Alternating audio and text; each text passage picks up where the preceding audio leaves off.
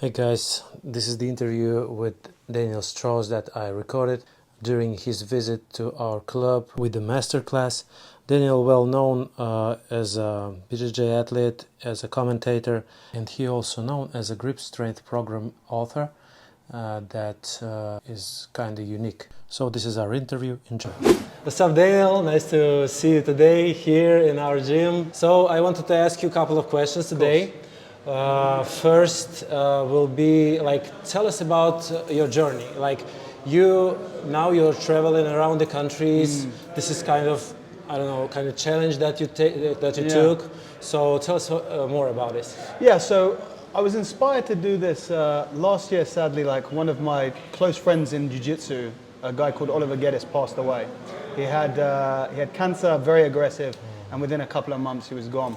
But when he found out when he had cancer, he had this open mat. He was a very well-known, old school jiu-jitsu guy in the UK, one of the top early competitors in the UK. The referee, right? Yeah. He later became one of the top referees. Of course, I know him. Yeah. So everyone knows Ollie. It was really sad. And one of the things, when he found out that he was probably not going to live much longer, he had this big open mat, and everyone came and he gave this speech, this long speech, kind of staring death in the eye.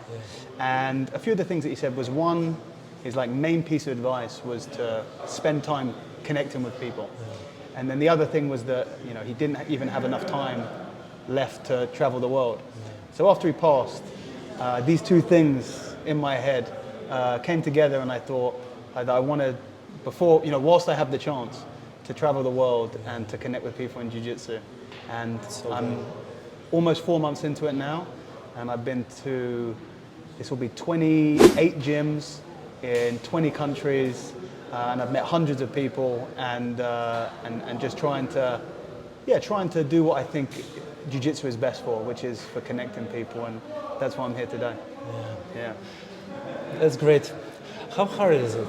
I travel a lot as well, but travel as a jiu-jitsu practitioner, to roll with freely with people, you never know who you will roll with, you never know how you will be, how people will take you, how they will, how will they will react, will they whatever they challenge you or something. Everybody know that you're a strong person. Everybody try to be tough with you, maybe. Tell us more. So, touch wood, so far I've had no problems.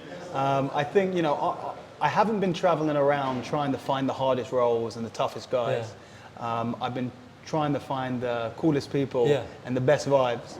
And I think if you go into a gym and you kind of, the energy's right, and I'm not rolling hard with people, and so far everyone's rolled pretty nice with me. So yes, there's always a risk, especially, where you've been traveling for days and you haven't slept maybe. That's hard. But so far, the jiu-jitsu gods have protected me, like I said, touch wood, and no issues whatsoever. Great. Is it hard in general to live this kind of lifestyle?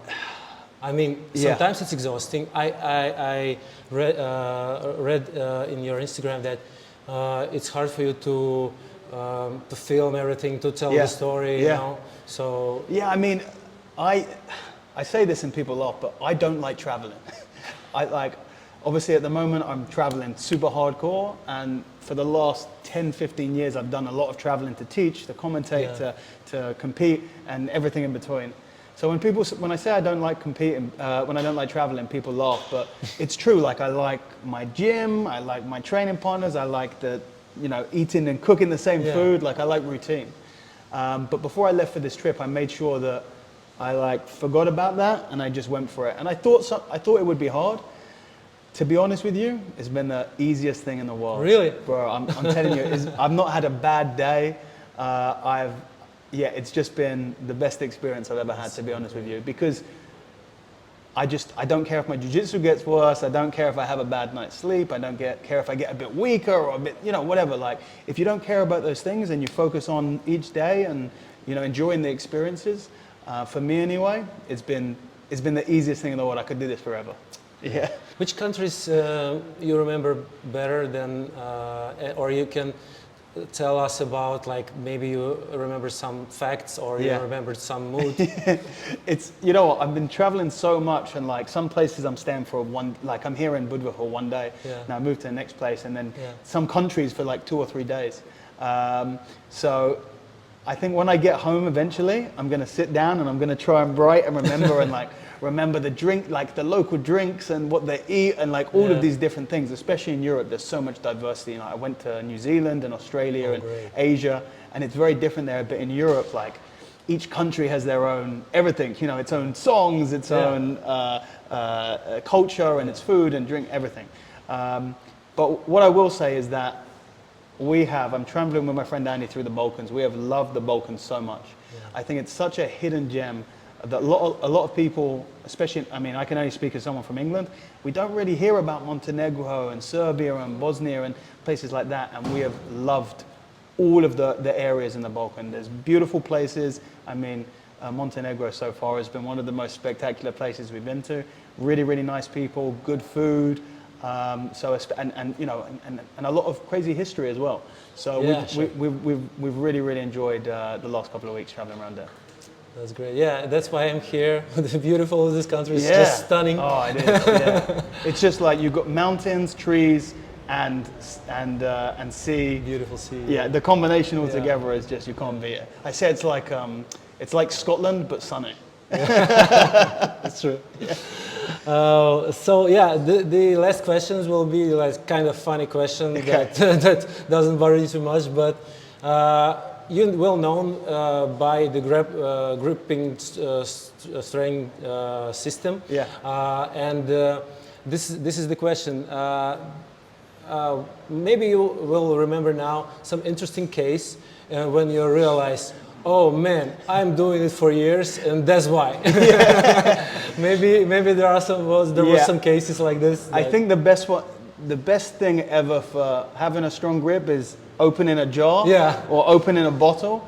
And whenever I'm with my friends, when they get a bottle and I see them out the corner of my eye and they're struggling, and I always go like this, and they go, you know, and they'll make sure that they'll try and do it, and usually they can do it. But on the small occasions where they haven't been able to, that's worth 20 years of training. Yeah. That's beautiful. I would not like to take something from your hand like pickpocket people, you know. So yeah, that's great. Thank you so much for being with us and to answering my questions. Brother, it's such a pleasure. I really hope that we will see you again, maybe here, maybe sometime I will be allowed to visit Great Britain. Yeah. Anyway, it was a pleasure to meet you. Thank you so much for having me, brother. I really appreciate it. Thank you.